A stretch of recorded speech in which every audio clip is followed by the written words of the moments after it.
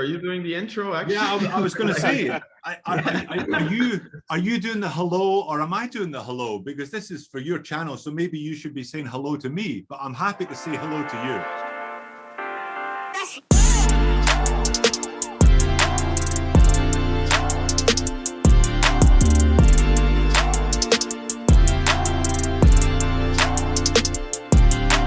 In that case, hello, Raphael. Hello, Formex. How are you doing?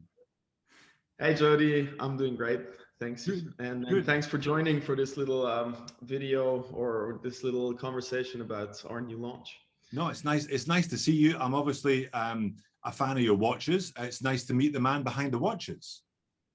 Yeah, thanks. Nice to finally meet you face to face, not in person. Unfortunately, it's still not a thing that is easy to do nowadays. But yeah, it's good to talk. Not quite easy. Mind you, I'm in Sydney, Australia, and you are in Switzerland, so it's probably never going to be easy, regardless of regardless of circumstances. Yeah, we're finding out that more and more people in Australia are actually getting into our watches and also ordering them. So yeah, I hope at some point we can hop over there and do some events and meet people face to face. Yeah, that would be good. If you come over, I promise I'll give you a tour of Sydney Opera House. Oh yeah, I'd love that. There you are. If that's a sweetener. It is. Also, show me some waves, maybe. Yeah, I'm not much of a swimmer. I'll get my father-in-law is a big surfer. Maybe he can take you out. My brother-in-law as well. Maybe they can take you a bit of surfing. Nice. I'll take you up on that. So how long have you been the CEO of Formex? About 5-6 years now. But when we started, I kind of stumbled into the whole thing by accident, really, because one of the founding brothers of the brand was working with us for a long time before. I was working in my dad's company, which is a supplier, developer, and manufacturer for many different watch brands in Switzerland and also other brands in Europe. And so one of the founders was working with us on sourcing and development, and he still had Formex running on the side. They founded it in 1999, year 2000 they launched it, and yeah, it went well for a couple of years, and then things kind of slowed down with the crisis in 2007, I think it was. And they were always known for very sporty, kind of chunky watches as well, crazy designs, which is also where the name comes from, like forme extrême, extreme shapes. And yeah, so he kind of didn't want the brand to just fizz out into the unknown and liquidate it. And he asked me if I wanted to take over. So yeah, we struck an interesting deal. I took on the challenge, even though I really came from the product development side. My passion's always been, the design, the technical development of watches. And so everything else that we're doing, obviously selling them, marketing them, we kind of learned by doing with my good friend Marcus, who has been with me almost since the beginning of my Formex adventure. So yeah, it's been a very interesting ride so far, and everything that we're doing that seems to work now was found out along the way while doing it. So yeah. So you've been at the helm then since the Essence, the Reef, and now the new Field Watch. So you've been a CEO during that time.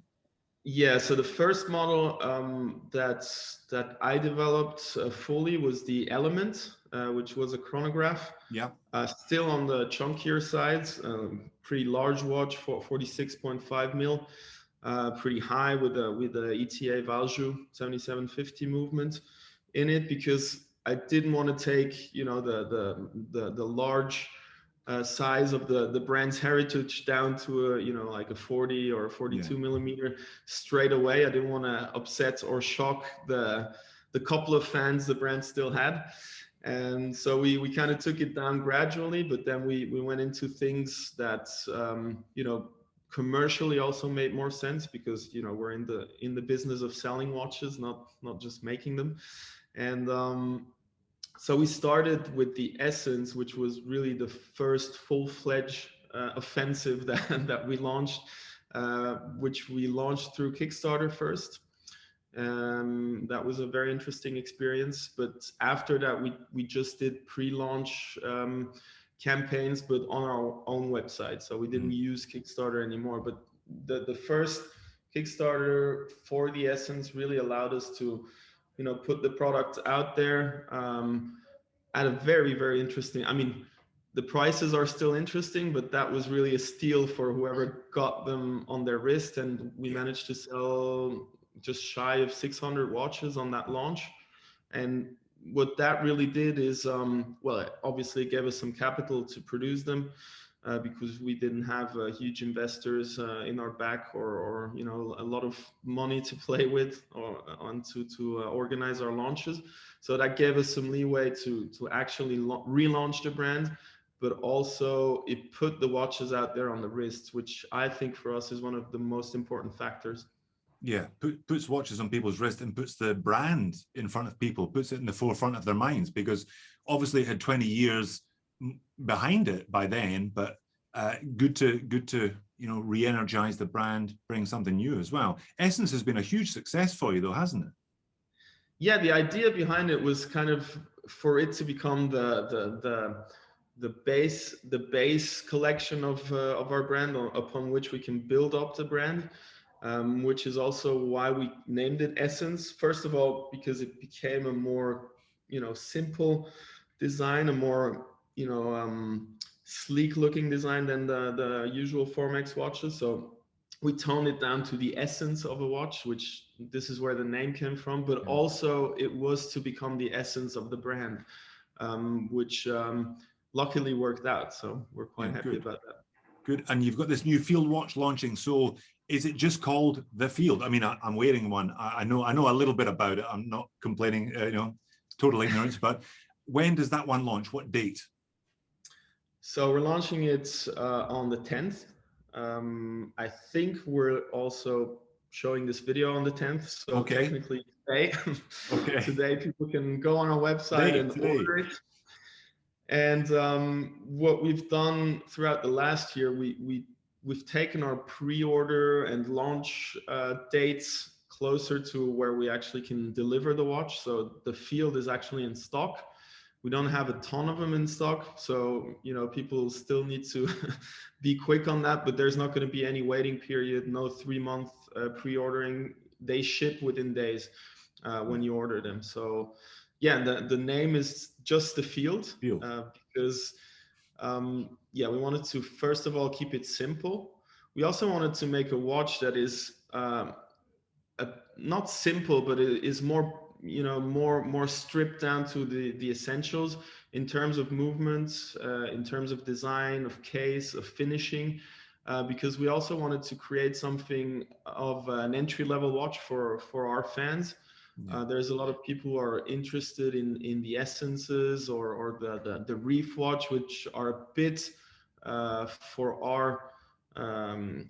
for our understanding on the higher end of pricing, because they feature COSC certified chronometer, certified movements, decorated movements, and we've been asked a lot if we're going to do a basic version of the Essence, because some people are not interested in all that accuracy. They just want a beautiful watch, and they'd like to pay a little bit less for that.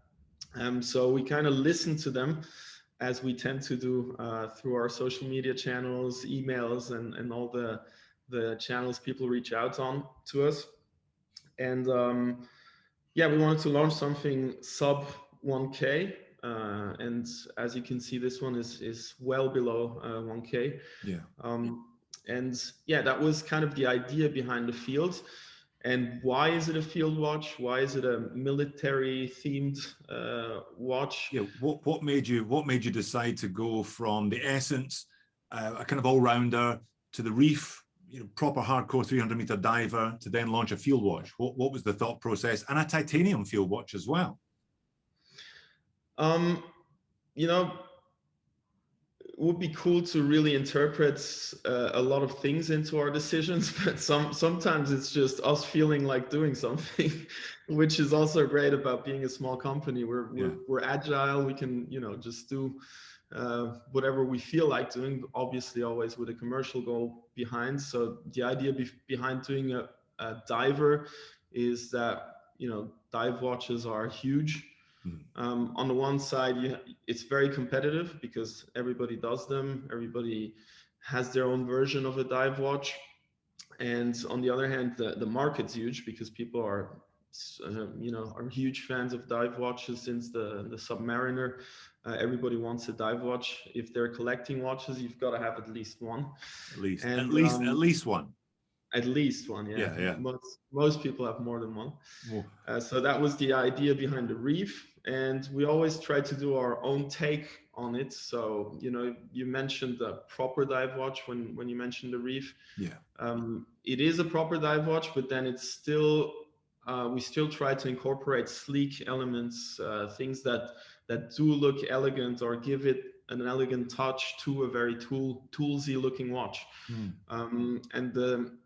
So for the field, we kind of just felt like doing a field watch, or our modern take on the field watch. So you have classic field elements like the rail minute track, the very legible numbers on the dial, but at the same time you have a pretty modern looking case design. So it's not just a round field watch that is just there for you know, military purposes and just to tell the time, but we try to pack in some design. I think if you took the Formex brand name off the field, you could still tell it was a Formex.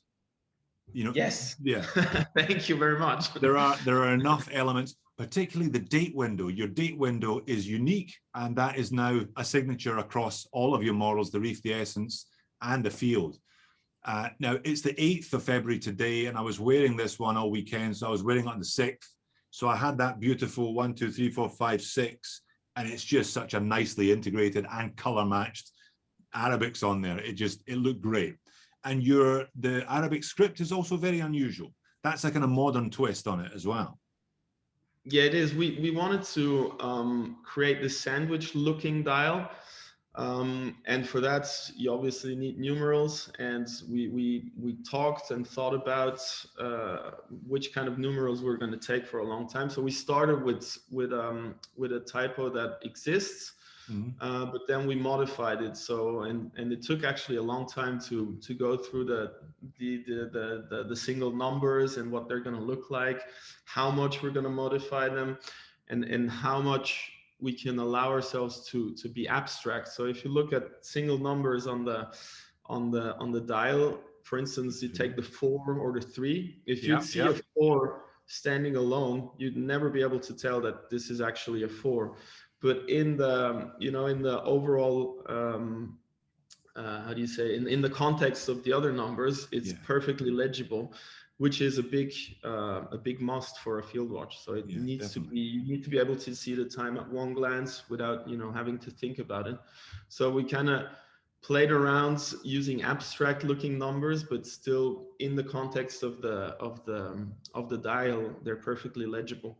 That's good. And it's slim as well. This is kind of under 11 mil. All of your watches, even the Reef, which, you know, 300 meters, is still pretty slim. Is that something that you deliberately design into all of them, or is it just a you know, happy benefit of using those Swiss movements?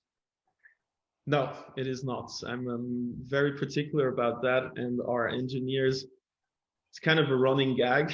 So whenever we set out to designing and engineering a new case, you know, one of the main goals always is to keep it as slim as possible, because I think it creates a more comfortably wearing watch. So it's more ergonomic, and automatically for me, it always looks nicer if it's not building up too high. So it kind of always adds to that sleek design. And so it's always a goal to keep it as slim as possible, with all the challenges that come with that, you know, like the spacing of the hands, the space, the error margin or the safety margin that you have between the glass and the second hand, between the dial and the hour hand.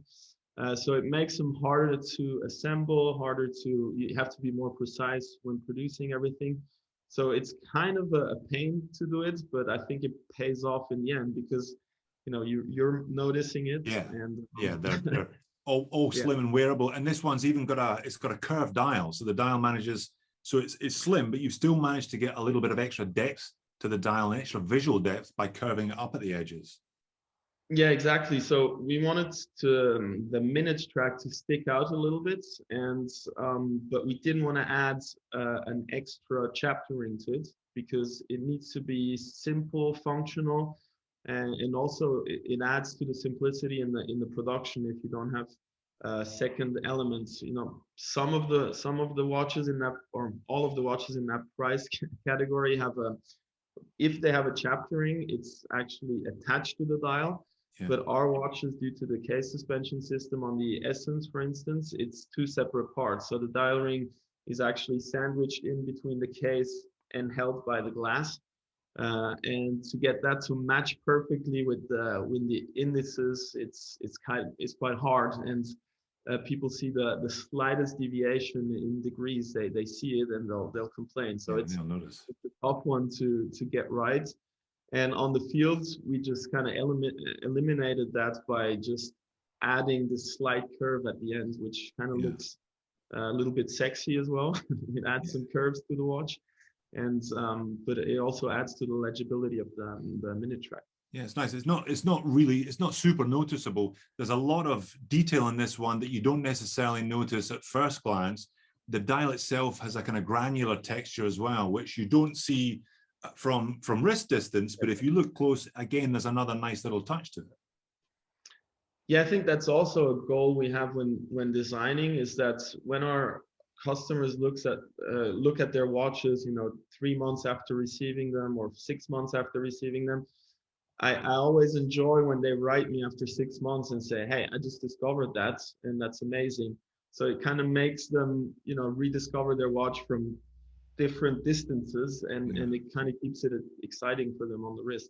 Yeah, good. Now you talked about the other watches in the category.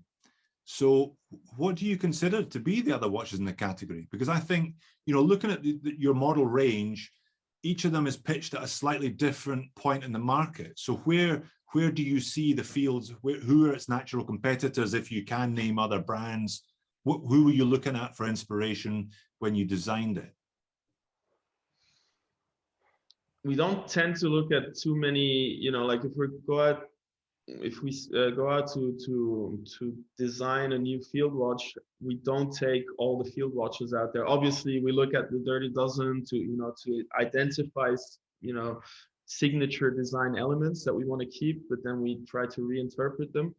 And then comparing to competitor brands as well, it's always kind of tough for us because we're a direct-to-consumer brand. So you always have to decide whether you compare it from a price point of view or from a feature point of view. If you compare our watches from a features point of view, you obviously naturally have to go look in a higher price than, you know, for instance, a Reef. I would say you have to look at something that starts at 3.5K and even 4K to compare the features that a Reef has. And similarly, at the fields, that's a good question. I don't actually know what would you say? Well, you see, when I look at the Reef, I think Oris Aquis is the kind of natural competitor. So you're looking at taking on another Swiss brand, but a bigger, more established, equally independent Swiss brand. Whereas I think this one has more of a micro brand feel to it, which is not a bad thing. It feels like it's aimed at a slightly different person, aimed at a slightly different type of enthusiast than the Reef, or you're trying to take sales away from a slightly different group of people than with the Reef, for example. Yeah, that's absolutely right, because, you know, we're you mentioned before that we're really active on social media, and obviously if you go to the watch groups, a lot of the people they look at only the price because they've never held a Formex in their hand, so all they have is the pictures. and it's easy to make a watch look good on pictures. You know, you can you can work on the pictures, or you can just make it look nice by lighting and then different angles. But people don't know that most of our customer feedback we get after they receive the watch is that it's actually even better in real life, which is always a big compliment for us. But to them, it's somewhat of a surprise. So um, a lot of people say, yeah, why is the Essence, you know, 1,500 US dollars, if I can get the same specs or, you know, like a same looking watch at half the price. So we kind of want to get these people as well, you know, like we wanted to get something out there that really has a very competitive price point, but still has, as you mentioned, you know, you look at it and it looks like a Formex. So we want to give them the Formex feel at a lower price point, Yeah. for them to, you know, maybe, you know, get to know the brand a little bit more. So it's not so much about taking sales away from other brands, but you know, um, presenting our brands to a wider audience that doesn't necessarily have the budget to, you know, to buy an Essence every month or every 2 months. Okay. So yeah, different kind of audience. Yeah. But also it's going to be probably or hopefully well received by people that are already our customers that already own 5, 6, 7 Formex watches, because it's more on the impulse buy side of things, price wise. Yeah. And titanium, that's not a material that you've used before, or had you used that on some of the older legacy models? Yeah, on the legacy models, a lot actually, due to the sandwich style building engineering that the AS 1100 has, for instance.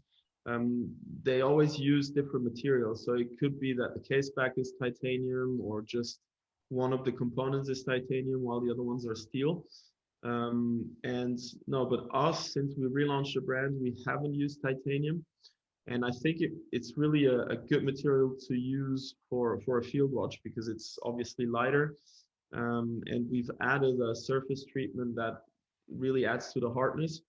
It's not going to protect it from, you know, big bangs against the wall or whatever, but it's going to really protect it against the small scratches that are still annoying, and that are from just, you know, like rubbing it against something, or while you work on your motorcycle or car. It's actually not going to get any scratches from that. So the aim of the field is to create a watch that you were gonna wear every day. So it's gotta be comfortable, so lightweight, and it's also gonna be resistant and robust. Yeah, and it's got your patented clasp system, which, you know, is amazing. My Leggera has got the same incredible comfort. I think it's probably the best on the fly adjustment from a leather band or a rubber band that I've seen. I don't think there's anything quite like it out there on the market. Yeah, thanks for that. We're really happy you like it. And I don't think there is, well, now there's a couple of brands starting to get that, actually from Dexel, from our company as well.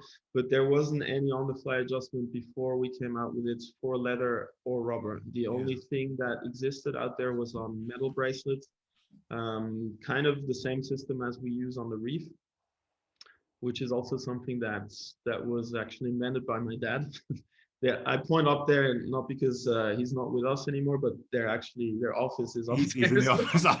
That's just as well. That could have been awkward, but no. I'm glad your dad's upstairs. That your dad. Yeah, no, they're upstairs. He invented this. Yeah. So no, actually, that was he kind of helped us work on it, but this was our engineers and me working on that system. But for instance, the system you see in the Reef steel bracelet, that's something he actually invented 8 years ago already, 9 years ago.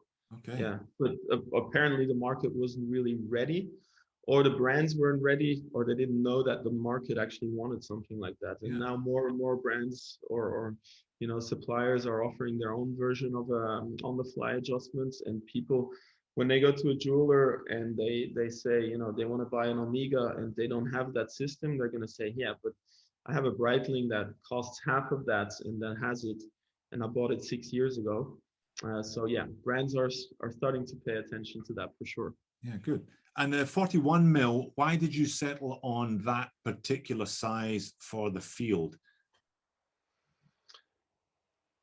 We don't usually have a target diameter. We set out to design it the way we want it to look, and then we'll see where it lands. And that was pretty much in function of that. But also, it's good because it's kind of between all the sizes we have. Yeah. But you can never get it right for everyone, of course. You'd have to, in our experience, you'd have to have at least 2, but ideally 3 sizes for everyone to be happy. And now this one is powered by an SW200, a Sellita. Yes. Now, the first Essence that I looked at from you about 3 years ago had an ETA 2824 in it. My Leggera has an SDP 111. So you seem to pick and choose from all of the Swiss watch manufacturing, the movement manufacturers. Is that just based on availability or price or specs, or does it depend on the watch? What's the factors that determine that?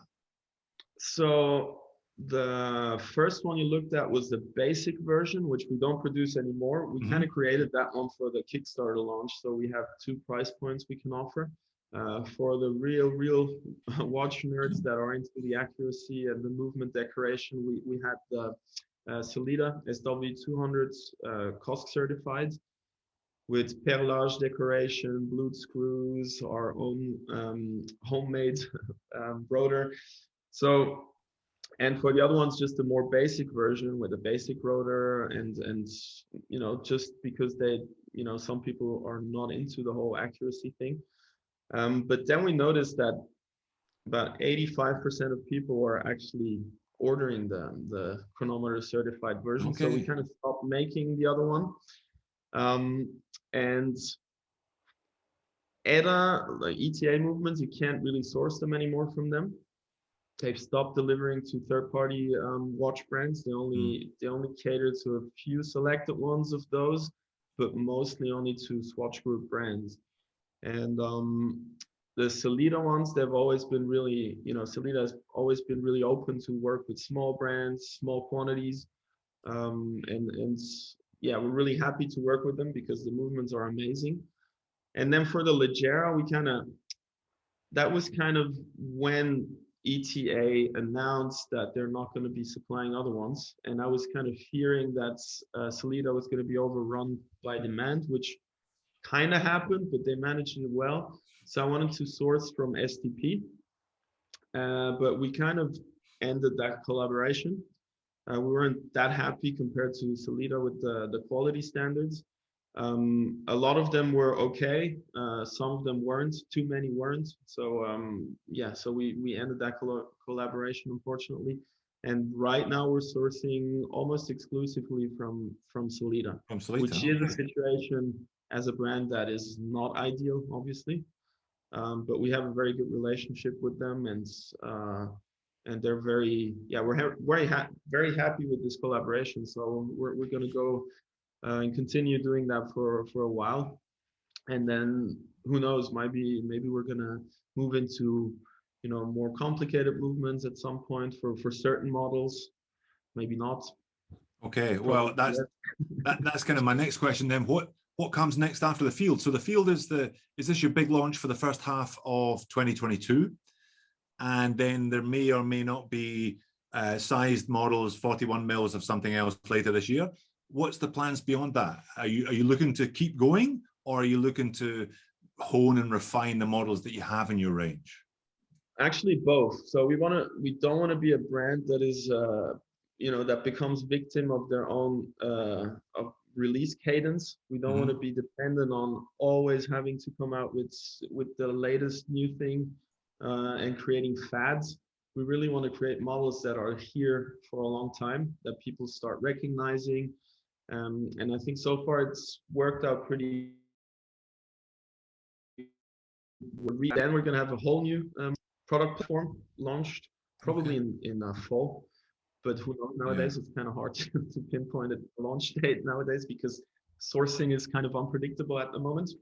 And then everybody's asking for a smaller reef, but we're not working actively on that yet. So that's something that is probably going to come out at some point, but we don't have a date yet, and it's not going to be this year. So yeah, so one completely new product platform is going to come out this year with an exciting some exciting news about the movements, and also we want to really further develop the lines that we already have out. So add some different dials, maybe some new materials, and things like that. Make it exciting, but based on things that are already out there. Okay, I think colors. I think you got that green color with the Essence 39 spot on, just when green was the color of the season. So, what colors? I've got the green field. What other colors are available in this one? So for the colors, we kind of took inspiration. We didn't set out to create a vintage looking watch, but it kind of ended up looking vintage anyways, a little bit. So we did use old radium SLN, but it's not because we wanted to look old, but because I think this is the best match of SLN with the colors we went for.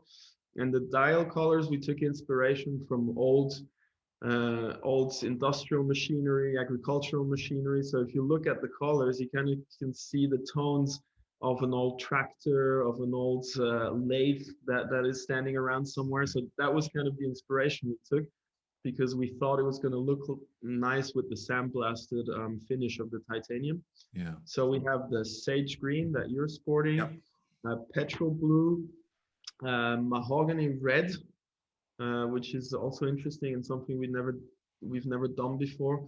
Then we've got the ultraviolet, which is kind of a crazy color, but I just seen that Pantone actually launched the color of the year, or announced the color of the year, and it is purple. It's not ultraviolet, but it's a form of purple.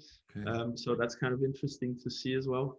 And then we have the gray that kind of looks tone in tone with the case, and charcoal black.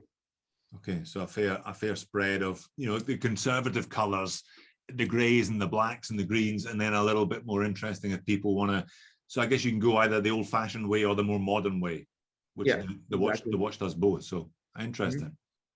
And look, I wanted to ask you, from personally, you seem to have been a brand that has really embraced social media. I mean, here we are doing an interview for your social media channel. You're all over Instagram, and you really have kind of engaged with a whole bunch of YouTubers over the last 5 years that I've been on YouTube. How do you feel that has worked for you? Has that gone hand in hand with you becoming an online only retailer? Did it make sense to engage with the two? And how much attention do you pay to people's comments on reviews of your watches? Okay, so that's like a 4-part question. At least 4 parts. I'm sorry, I do that. I just keep going and going and going. It's okay. I'll try to answer them all. So social media has been one of our main channels to get our stuff out there. Just, you know, it's not by chance, but if you're going to advertise in high gloss watch magazines, you're gonna have to pay the price for it, which we didn't have. You know, we didn't have marketing money laying around that, you know, we can throw out there and hope something gets back. So we need to, from the beginning, we needed to finance our growth through our own sales. We didn't have a lot of runway, a lot of cash runway to burn. So we needed to figure out something that works directly and gives us a return on our marketing dollars that we spent. So social media was kind of the most direct way of interacting with watch aficionados, and YouTube was kind of the best way to get a lot of reach, and to kind of, you know, it sounds pejorative, but in marketing terms you call it the low-hanging fruits. The ones that are easy to pick are obviously the watch aficionados that don't need you know, a 1-hour sales pitch to convince them, or to even explain what the features are. And from the beginning, our models have had a lot of features. We're rich in innovation and features. So it was easy to talk to the people who already knew their stuff when talking about watches. Mm. And those audiences were most likely found with watch YouTubers, watch Yeah. bloggers, podcasters. So it was kind of an obvious choice. And I think that's still one of our main channels to get, to spread the word about Formex. Yeah, I And think how much attention do we pay to comments? Actually, a lot, if they contain feedback that we can use. So we've got many different channels, like our website live chats that is manned about 20 hours a day, because Marcus sits in California and we're in Switzerland, so we managed to cover a lot of yeah. the hours of the day. So all the feedback we get there, for instance, somebody asking for a smaller version of the reef, somebody asking for a specific dial color, all of it gets taken down in a collaborative Google Sheets that we have. So whenever somebody asks for something, we put that down. If it's already there, we just add the count, and we're going to have an exact idea of how many people ask for what. And this allows us really to gauge which feedback we should take into consideration. And then it happens that somebody just adds one feedback and we just think it's genius. So we're going to do it, even though it's just one person. And then obviously you always got the haters on YouTube. We don't tend to really answer those because it's upsetting. So you don't want that negativity in your life. And some of them are fair points, negative criticism, but that can be taken constructively. So we'll answer to them. Yeah, generally we try to answer to everyone. Also, all the emails that come in and get answered within 24 hours, and all the chats get answered instantly. So yeah, it's a constant communication with our audience, with our customers, and it's actually something we really enjoy. And the customers seem to enjoy it as well. That when they have a technical question in the website chat, our guys transfer it to me usually because I'm best placed to answer it. So suddenly you have me popping up in the website chat, and the people are like, "Wow, I didn't expect you here." Yeah. And I was like, "Yeah, we're also not 200 people in our company, so it's likely to talk to me." I mean, that's what I often say, that the difference with micro brands is you do get that direct contact with, if not the brand owner, brand CEO, the designer, so it's the same person that you speak to every time you engage with the company. And that's fascinating, fascinating to hear that you keep a tally of what people are asking for.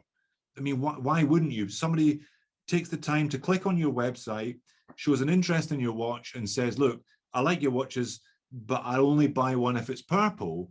Then yeah, it seems to make so much sense to listen to your customers, listen to potential customers and respond to them. I don't understand why more brands don't do that. So it's great to hear that, a small team like yours can still have that capability.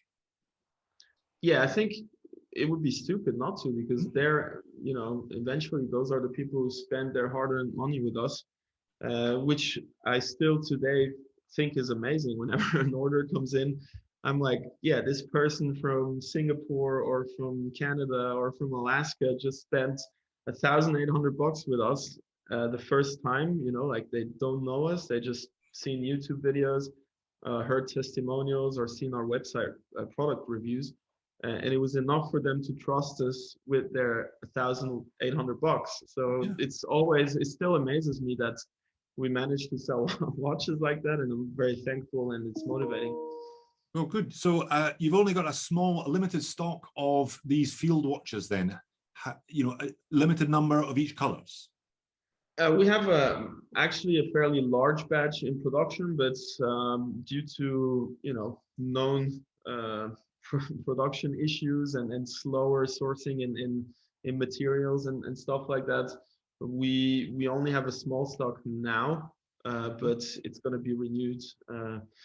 Hopefully every month we're going to be able to put out and then stock up a little bit of each color. Right. But yeah, enough to do a launch, hopefully. But yeah, we couldn't wait until we had 600 of them in stock, so we just launched with a smaller number, but I think it should be good for the quicker ones to get some. Enough for launch day then. Which is today. Which is today. Which is today, exactly. Well, all the best for the launch of the Field, and I look forward to seeing some future Formex over the course of the year, perhaps a couple of the models that you have hinted at, perhaps a couple of the models that people have told you on the chat that they want. Yes, definitely. Who knows? Yeah. Makes sense, and nice to meet you today as well. Yeah, nice to talk to you, Jody. Thank you very much. All right, see you later.